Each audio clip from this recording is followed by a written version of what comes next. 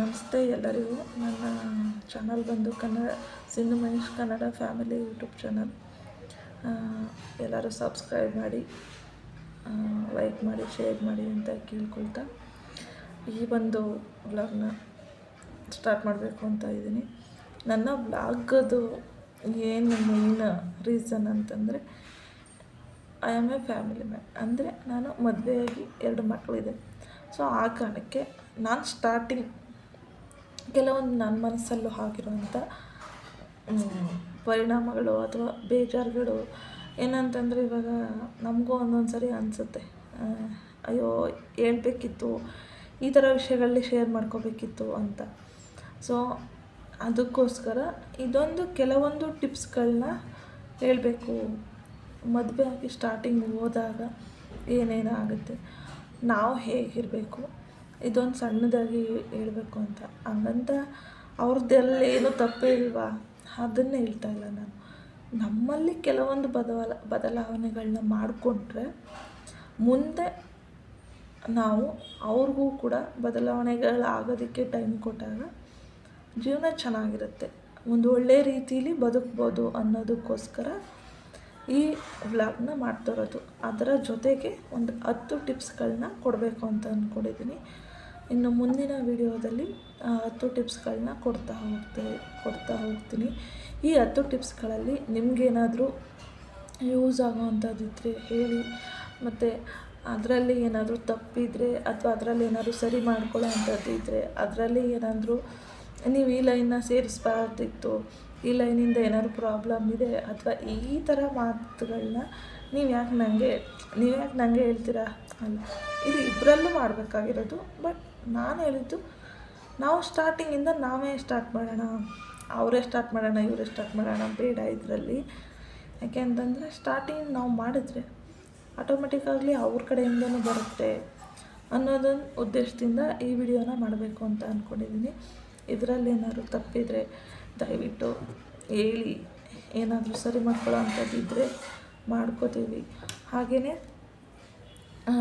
ಏನಂತಂದರೆ, ಇವಾಗ first time ಮದುವೆಯಾಗಿ ಹೋಗಿರ್ತಾರೆ, ಹೋಗಿದ್ದವರು ಏನೇನು ಪ್ರಾಬ್ಲಮ್ ಅನುಭವಿಸ್ತಾರೆ, ಮತ್ತು ಏನೇನು ಅನಿಸುತ್ತೆ. ಇವಾಗ ಏನಕ್ಕೆ ಮಾತಾಡ್ತಾ ಇದ್ದೀನಿ ಅಂತಂದರೆ, ಈಗ ಫಸ್ಟ್ ಟೈಮ್ ನಾವು ನಮ್ಮ ಮನೇಲಿ ಇದ್ದಿರ್ತೀವಿ, ಅಂದರೆ ಚಿಕ್ಕ ವಯಸ್ಸಿಂದ ಇವಾಗ 18 ವರ್ಷಕ್ಕೆ ಮದುವೆ ಆಗ್ತೀವೋ, 20 ವರ್ಷಕ್ಕೆ ಮದುವೆ ಆಗ್ತೀವೋ, ಅದು ಸೆಕೆಂಡ್ರಿ. ಬಟ್ ಏನಂತಂದರೆ, ನಾವು ಇವಾಗ ಸ್ಟಾರ್ಟಿಂಗ್ ನಾವು ಮದುವೆ ಆಗಿರ್ತೀವಲ್ಲ, ಅದಕ್ಕಿಂತ ಮುಂಚೆ ನಾವು ಹೇಗಿರ್ತೀವಿ, ನಮ್ಮ ಅಪ್ಪನ ಮನೆಯಲ್ಲಿ ನಮಗೆ ಹೇಗೆ ಬೇಕೋ ಹಾಗೆ ಇಷ್ಟ ಬಂದಾಗೆ ನಾವು ಇರ್ತೀವಿ. ಇಷ್ಟ ಬಂದಾಗೆ ಇದ್ದಾಗ ಸಡನ್ನಾಗಿ ಇವಾಗ ಗಂಡನ ಮನೆಗೆ ಹೋದಾಗ ಅವ್ರ ಮನೆಯಲ್ಲಿ ಅಡ್ಜಸ್ಟ್ ಆಗೋದಕ್ಕೆ ತುಂಬ ಕಷ್ಟ ಆಗುತ್ತೆ. ಆವಾಗ ತುಂಬನೇ ಬೇಜಾರಾಗೋದು, ಒಂಥರ ಕಸಿವಿಸಿ ಅನಿಸೋದು, ಇದು ಕಾಮನ್ನಾಗಿರುತ್ತೆ, ಎಲ್ಲ ಹೆಣ್ಮಕ್ಳಲ್ಲೂ ಕಾಮನ್ನಾಗಿರುತ್ತೆ. ಅದಕ್ಕೆ ನಾನೊಂದು ಕೆಲವೊಂದು ಟಿಪ್ಸ್ಗಳನ್ನ ಹೇಳಬೇಕು ಅಂತ ಅಂದ್ಕೊಂಡಿದ್ದೀನಿ. ಏನಂತಂದರೆ, ಫಸ್ಟು ನಾವು ಏನಂತಂದರೆ, ನಾವು ಮದುವೆಯಾಗಿ ಹೋಗ್ತೀವಿ, ಹೋದ ಮನೆ ಹೊಸ್ದಾಗಿರುತ್ತೆ, ಜನ ಹೊಸ್ದಾಗಿರ್ತಾರೆ, ಪ್ರತಿಯೊಬ್ಬರೂ ಕೂಡ ಹೊಸ್ದೇ ಅನಿಸುತ್ತೆ. ಯಾಕಂತಂದರೆ, ಹಿಂದೆ ಮನೇಲಿ ಇದ್ದಿದ್ದೇ ಬೇರೆ, ಆದರೆ ಇವಾಗ ಪ್ರೆಸೆಂಟ್ ಇರೋ ಮನೆ ಪರಿಸ್ಥಿತಿಗಳೇ ಬೇರೆ ಇರುತ್ತೆ. ಆವಾಗ ಫಸ್ಟು ನಾವು ಅದಕ್ಕೆ ಅಡ್ಜಸ್ಟ್ ಆಗೋದನ್ನು ಫಸ್ಟು ಕಲ್ತ್ಕೋಬೇಕು. ಆ ನಂತರ ನೆಕ್ಸ್ಟ್ ನಾವು ಏನು ಮಾಡಬೇಕು ಅನ್ನೋದನ್ನು ಯೋಚನೆ ಮಾಡಬೇಕು. ಅದಾದಮೇಲೆ ಏನಂತಂದರೆ, ಇವಾಗ ನಾವು ಒಬ್ಬರೇ ಇರ್ತೀವೋ, ಅದು ಫಸ್ಟ್ನೇ ಪಾಯಿಂಟು. ಈಗ ನೆಕ್ಸ್ಟು ನಾವು 2ನೇ ಪಾಯಿಂಟು, ನಾವು ಒಬ್ಬರೇ ಇರ್ತೀವೋ ಅಥವಾ ನಮ್ಮ ಜೊತೆ ಕಂಫರ್ಟೇಬಲಾಗಿ ಜೊತೆಗೆ ಯಾರಾದರೂ ಇರ್ತಾರೋ, ಅಥವಾ ಯಾರಾದರೂ ಇರ್ಬೋದು, ಗಂಡ ಇರ್ಬೋದು, ಮನೇಲಿ ಅತ್ತೆ ಮಾವ ನಾದಿನೀರು ಭಾವಂದಿರು ಯಾರಾದರೂ ಇರ್ಬೋದು, ಇವರೇ ಅವರೇ ಅಂತಲ್ಲ, ಅವರು ಇದ್ದರೂ ಕೂಡ ಇಲ್ಲದೇ ಇದ್ದರೂ ಕೂಡ ನಾವು ಯಾವ ರೀತಿ ಕಂಫರ್ಟೇಬಲ್ ಆಗಿರ್ತೀವಿ, ನಾವು ಯಾವ ರೀತಿ ನಮ್ಮ ಮನಸ್ಥಿತಿನ ದೃಢವಾಗಿ ಇಟ್ಕೋತೀವಿ ಅನ್ನೋದು ಕೂಡ ಮೇಯ್ನಾಗಿ ಇರುತ್ತೆ. ಇದು 2ನೇ ಪಾಯಿಂಟು. ಮತ್ತು 3ನೇ ಪಾಯಿಂಟು, ಈಗ ಏನೋ ಒಂದು ವಿಷಯ ನಡೆಯುತ್ತೆ ಮನೇಲಿ, ಯಾವುದೋ ಒಂದು ವಿಷಯನ ಚರ್ಚೆ ಆಗ್ತಿರುತ್ತೋ ಅಥವಾ ಏನೋ ಒಂದು ಆಗ್ತಿರುತ್ತೆ, ಆವಾಗ ಯಾಕೆ ಮಧ್ಯೆ ಹೋಗಬಾರ್ದು, ಅದ್ರ ಬಗ್ಗೆ ನಾವು ಮಾಡಬಾರ್ದು. ಫಸ್ಟು ಏನಿದೆ ವಿಷಯ ಅದನ್ನು ತಿಳ್ಕೊಳ್ಳೋಕ್ಕೆ ಪ್ರಯತ್ನ ಪಡಬೇಕು.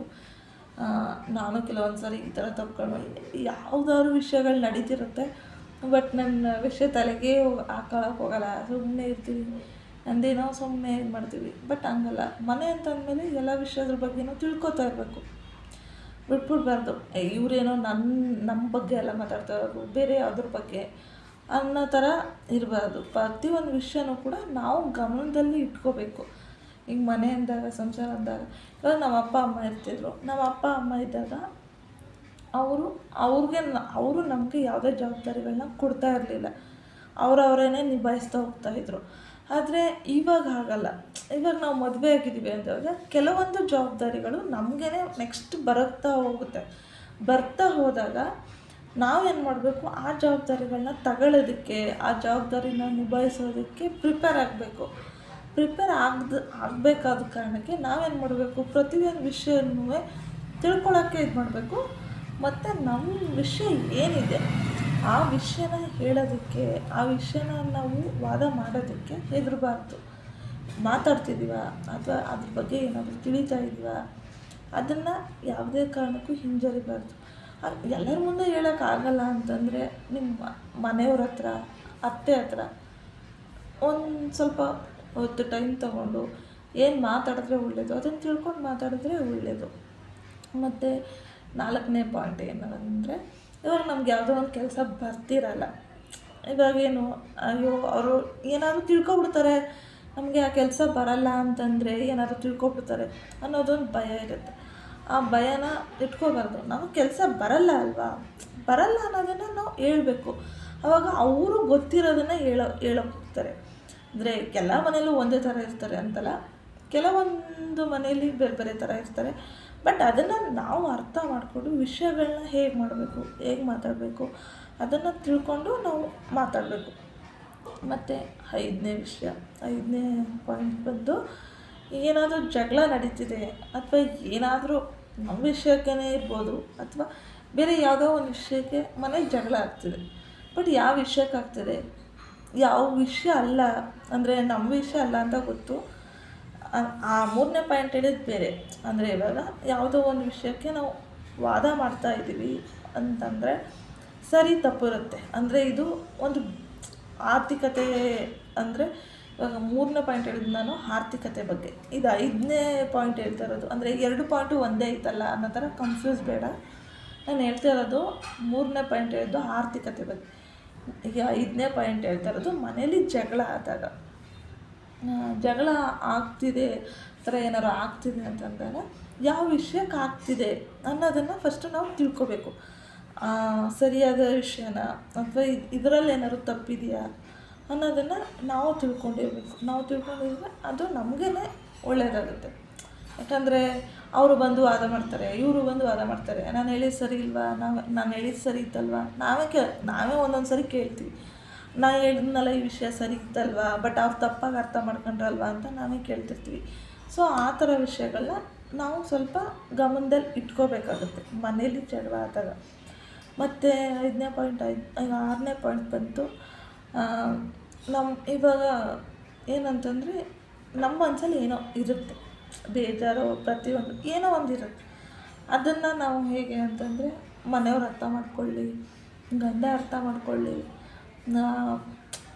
ಮನಸ್ಸಲ್ಲಿ ಏನು ಹೇಗೆ ಗೊತ್ತಾಗುತ್ತೆ. ಕೆಲವೊಂದು ಸರಿ ನಮ್ಮ ಮನಸ್ಸಲ್ಲಿ ನಮಗೆ ನಡೆಯೋದೇ ಕೆಲವೊಂದು ಸರಿ ಗೊತ್ತಾಗಲ್ಲ. ಆಗಿದ್ದಾಗ ಗಂಡನಿಗೆ ಅಥವಾ ಮನೆಯವ್ರಿಗೆ ನಮ್ಮ ಮನಸ್ಸಲ್ಲಿ ಏನಿದೆ, ನಮಗೆ ಈ ವಿಷಯಕ್ಕೆ ಬೇಜಾರಾಗ್ತಿದೆ, ಅದು ಅಲ್ಲದೆ ನಾವು ಹೊಸಬ್ರಾಗಿ ಬಂದಿರ್ತೀವಿ. ಆ ಟೈಮಲ್ಲಿ ಇದ್ದಾಗ ಹೇಗೆ ಗೊತ್ತಾಗುತ್ತೆ ಅವ್ರಿಗೆ ಇದು ಬೇಜಾರಾಗ್ತಿದೆ, ಇದು ಬೇಜಾರಾಗ್ತಿಲ್ಲ ಅಂತ ಹೇಗೆ ಗೊತ್ತಾಗುತ್ತೆ? ಕೆಲವೊಂದು ವಿಷಯಗಳನ್ನ ನಾವೇ ಬಾಯ್ಬಿಟ್ಟು ಹೇಳಬೇಕಾಗುತ್ತೆ.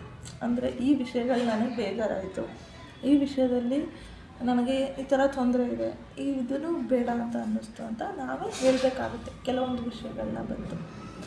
ಆ ಥರ ಅಂದರೆ ಮನಸ್ಸಲ್ಲಿರೋದನ್ನ ನಾವು ಹೇಳ್ಕೊಂಡಾಗ ಅದು ನಮಗೆ ಒಳ್ಳೆಯದಾಗುತ್ತೆ. ಅಂದರೆ ಒಳ್ಳೆಯದು ಅಂತಂದರೆ ಅವರು ಅರ್ಥ ಮಾಡ್ಕೊಂಡು ನೆಕ್ಸ್ಟು ಏನಾದರೂ ಮಾಡಬೇಕು ಅಂತಂದಾಗ ಅದನ್ನು ಸರಿ ಮಾಡ್ಕೊಳ್ತಾರೆ. ಅಥವಾ ನಮ್ಮನ್ನು ಈ ಥರ ಮಾಡಿದೆ ಸರಿ ಇದೆಯಾ ಅಂತ ನಮ್ಮನ್ನೇ ಬಂದು ಕೇಳ್ತಾರೆ. ಇನ್ನು 7ನೇ ಪಾಯಿಂಟ್ ಬಂದು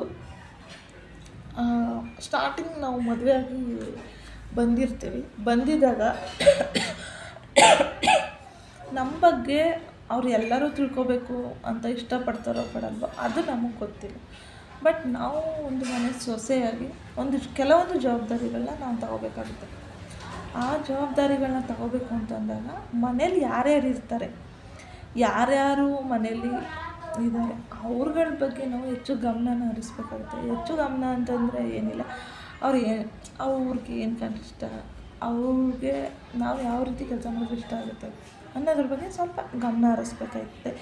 ಮತ್ತು 8ನೇ ಪಾಯಿಂಟು, ಯಾವುದಾದ್ರೂ ಈಗ ಮನೇಲಿ ಕಾಮನ್ ಆಗಿರುತ್ತೆ. 8ನೇ ಪಾಯಿಂಟು ಏನಂತಂದರೆ, ಕಾಮನಾಗಿ ಮನೇಲಿ ಇವಾಗ ಅಯ್ಯೋ ಅವ್ರು ಹಂಗೆ ಅಂದ್ಬಿಟ್ರು, ಇವ್ರು ಹಿಂಗೆ ಅಂದ್ಬಿಟ್ರು ಅಂತ ಬೇಜಾರು ಮಾಡ್ಕೊಳ್ಳೋದೇ ಕೆಲವೊಂದು ವಿಷಯಗಳನ್ನ ನಾವು ಜಾಸ್ತಿ ಇರ್ತೀವಿ. ಬೇಜಾರಾಗುತ್ತೆ, ಬೇಜಾರು ಮಾಡ್ಕೊಳ್ಳೇಬೇಡಿ ಅನ್ನೋದು ನಂದು ತಪ್ಪಾಗುತ್ತೆ. ಯಾಕೆ ಅಂತಂದರೆ ಕಾಮನಾಗಿ ಏನಾದರೂ ಅಂತಂದರೆ ಕಾಮನಾಗಿ ನಾವು ಅದೇ ಸಿಚುವೇಶನ್ನಿಂದ ಬಂದಿರೋರು. ಸೊ ಅದರಿಂದ ಗೊತ್ತಾಗುತ್ತೆ, ಬೇಜಾರು ಆಗೇ ಆಗುತ್ತೆ. ಬಟ್ ಬೇಜಾರಾದರೂ ಏನೂ ಮಾಡೋಕ್ಕಾಗಲ್ಲ. ಬಟ್ ಏನಂತಂದರೆ ಕೆಲವೊಂದು ಇವಾಗ ರೀಸೆಂಟಾಗಿ ಮಾತುಗಳೇ ಬರ್ತಾವಲ್ಲ, ವ್ಯಕ್ತಿ ಬೇಕು ಅಂತಂದರೆ ಮಾತುಗಳು ಮರೆತುಬಿಡ್ಬೇಕು, ಮಾತುಗಳು ಬೇಕು ಅಂತಂದರೆ ವ್ಯಕ್ತಿನ ಮರೆಯಬೇಕು ಅನ್ನೋ ಥರ. ಸಂಬಂಧ ಬೇಕು ಅಂದರೆ ಏನು ಅದು ಲೈನ್ ಇದೆ, ಅದನ್ನು ಇದರಲ್ಲಿ ಅಳವಡಿಸ್ಕೋಬೇಕಾಗುತ್ತೆ ಅಂತ ಹೇಳ್ತೀನಿ. ಯಾಕಂತಂದರೆ ಕೆಲವೊಂದು ಮಾತುಗಳು ಬರ್ತವೆ, ಕೆಲವೊಂದು ಮಾತುಗಳು ಹೋಗ್ತವೆ. ಬಟ್ ಅಲ್ಲಿ ಸಂಬಂಧಗಳು ಮುಖ್ಯ ಆದಾಗ ಏನನ್ಸುತ್ತೆ, ಅದನ್ನು ಬಿಟ್ಟು ಇದನ್ನು ಅಂದರೆ ಏನೋ ನಮ್ಮ ಮನೆಯವ್ರ ತಾನೇ ಜಗಳ ಆಡಿದವರು ಅನ್ನೋ ಥರ ನಾರ್ಮಲಾಗಿ ಇದ್ಬಿಡ್ಬೇಕಾಗತ್ತೆ. ಅಂತ ಸುಮ್ಮನೆ ಇರೋದು ಅಂತಲ್ಲ, ಬೇಜಾರು ಆಗಿರೋದನ್ನು ನಾವು ಹೇಗೆ ಅದನ್ನು ಕ್ಲಿಯರ್ ಮಾಡ್ಕೋಬೇಕು ಅನ್ನೋದನ್ನು ಕಲ್ತಿರ್ಬೋದು. ಯಾಕಂತಂದರೆ ತುಂಬ ಟೈಮ್ ಬೇಜಾರು ಮಾಡ್ಕೊಂಡಿದ್ರೆ ನಮಗೂ ಅದು ಪ್ರಾಬ್ಲಮ್ ಆಗುತ್ತೆ. ಹೆಂಗೆ ಪ್ರಾಬ್ಲಮ್ ಆಗುತ್ತೆ ಅಂತಂದರೆ ಇಡೀ ದಿನ ವೇಸ್ಟ್ ಆಗುತ್ತೆ.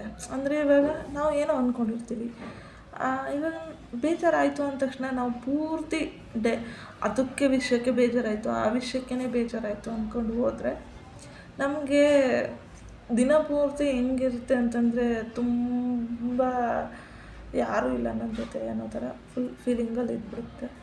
ಆ ಥರ ಇರೋಕ್ಕೆ ಹೋಗ್ಬಾರ್ದು. ಮತ್ತು 9ನೇ ಪಾಯಿಂಟ್ ಏನು ಅಂತಂದರೆ, ಇವಾಗ ಯಾವುದೇ ವಿಷಯ ಆದರೂ ಸರಿ, ನಮ್ಮತನ ಏನಿದೆ, ನಾವು ಹೇಗಿದ್ದೀವಿ, ನಮ್ಮ ಇದನ್ನು ಬಿಟ್ಕೊಡ್ಬಾರ್ದು. ಅದನ್ನು ನೋಡಿಕೊಂಡು, ಅಂದರೆ ಇವಾಗ ಯಾರೋ ಒಬ್ಬರು ಏನೋ ಅಂತಾರೆ, ಯಾರೋ ಒಬ್ಬರು ಏನೋ ಮಾತಾಡ್ತಾರೆ ಅಂತಂದಾಗ ತಕ್ಷಣಕ್ಕೆ ಜಗಳ ಮಾಡಬೇಡಿ. ತಕ್ಷಣಕ್ಕೆ ನೀವು ಹೋದ ತಕ್ಷಣ ಜಗಳ ಆಡ್ಬಿಟ್ರೆ ಒಂದೇ ಟ್ಯಾಗ್ ಲೈನಲ್ಲಿ ಹೇಳ್ಬಿಡ್ತಾರೆ, ಇವಳು ಜಗಳ ಗಂಟಿ. ಹಾಗೆಯೇ ಸೈಲೆಂಟಾಗೂ ಕೂಡ ಇರಬಾರ್ದು. ಇವಳು ಏನೇ ಮಾತಾಡಿದ್ರು ಮಾತಾಡಲ್ಲ, ಇವಳು ಏನೇ ಅಂದ್ರೂ ರೆಸ್ಪಾನ್ಸ್ ಕೊಡಲ್ಲ ಅಂತ ಅಂತಾರೆ. ದಯವಿಟ್ಟು ಆ ಟ್ಯಾಗ್ ಲೈನ್ಗಳನ್ನ ಯಾವುದೇ ಕಾರಣಕ್ಕೂ ಕೊಡಿಸ್ಕೋಬೇಡಿ. ಯಾಕೆ ಗೊತ್ತಾ, ಒಂದು ಸರಿ ಅವರು ಅದು ಕೊಡ್ತು ಅಂದರೆ ತಗೊಳ್ಳೋ ಅಕ್ಸೆಪ್ಟೆನ್ಸ್ ನಮಗೂ ಆಗೋಗುತ್ತೆ, ಹೇಳಿ ಹೇಳಿ ಹೇಳಿ ಹೇಳಿ ರೂಢಿ ಅವ್ರಿಗೂ ಆಗೋಗುತ್ತೆ. ಯಾಕಂದರೆ ಎಷ್ಟೋ ಸರಿ ನಾವು ಆ ಥರ ಟ್ಯಾಗ್ ಲೈನ್ಗಳನ್ನ ತಗೊಟ್ಟಿದ್ವಿ, ಅದಕ್ಕೋಸ್ಕರ ಹೇಳ್ತಾ ಇರೋದು. ಆ ತಪ್ಪುಗಳನ್ನ ದಯವಿಟ್ಟು ಮಾಡೋಕ್ಕೆ ಹೋಗ್ಬೇಡಿ. ಮತ್ತು 10ನೇ ಪಾಯಿಂಟ್ ಬಂದು ಏನಂತಂದರೆ, ಇವಾಗ ನೀವು ಯಾವುದೇ ವಿಷಯದಲ್ಲಿ ಇರಲಿ, ಯಾವುದೇ ಟೈಮಲ್ಲಿ ನೀವು ವಾದ ಮಾಡ್ತೀನಿ, ಏನೇ ಮಾಡ್ತೀನಿ ಅಂತ ಅಂದ್ಕೊಂಡು ಹೋದ್ರೂ ಅಲ್ಲಿ ಜಗಳನೇ ಆಗ್ತಿದೆ ಅಂದಾಗ ಸ್ವಲ್ಪ ಟೈಮ್ ಕೊಡಿ. ಇದನ್ನು ಗಂಡನ ಹತ್ರನೂ ಹೇಳಿದ್ರೂ ಸರಿ ಹೋಗಲ್ಲ, ಅತ್ತೆ ಹತ್ರ ಹೇಳಿದ್ರೂ ಸರಿ ಹೋಗಲ್ಲ, ಮನೆಯವ್ರ ಹತ್ರ ಹೇಳಿದ್ರೂ ಸರಿ ಹೋಗಲ್ಲ. ಅದು ಏನಕ್ಕೆ ಸರಿ ಹೋಗಲ್ಲ ಅಂತಂದರೆ, ನಾರ್ಮಲಾಗಿ ಅವರು ಅವ್ರದ್ದೇ ಆದ ಒಂದು ಝೋನ್ ಇರ್ತಾರೆ. ಸಡನ್ನಾಗಿ ನಮ್ಮನ್ನ ಹೇಳಿ ಅವ್ರಿಗೆ ಅರ್ಥ ಮಾಡಿಸ್ಬೇಕು ಸಡನ್ನಾಗಿ ಅಂದರೆ ಅದು ಆಗದೇ ಇರೋವಂಥ ಮಾತು. ಸೊ ನಾವು ಅರ್ಥ ಮಾಡ್ಕೊಳ್ಳೋಕ್ಕೆ ಟೈಮ್ ತಗೋಬೇಕು, ಹಾಗೆ ಅವ್ರಿಗೂ ಕೂಡ ಅರ್ಥ ಮಾಡ್ಕೊಳ್ಳೋದಕ್ಕೆ ಟೈಮ್ ಕೊಡಬೇಕು. ಇದು ಸಿಂಪಲಾಗಿ ಒಂದು 10 ಟಿಪ್ಸ್ಗಳನ್ನ ಹೇಳಿ ನಾನು ಈ ವಿಡಿಯೋನ ಎಂಡ್ ಮಾಡಬೇಕು ಅಂತ ಇದ್ದೀನಿ.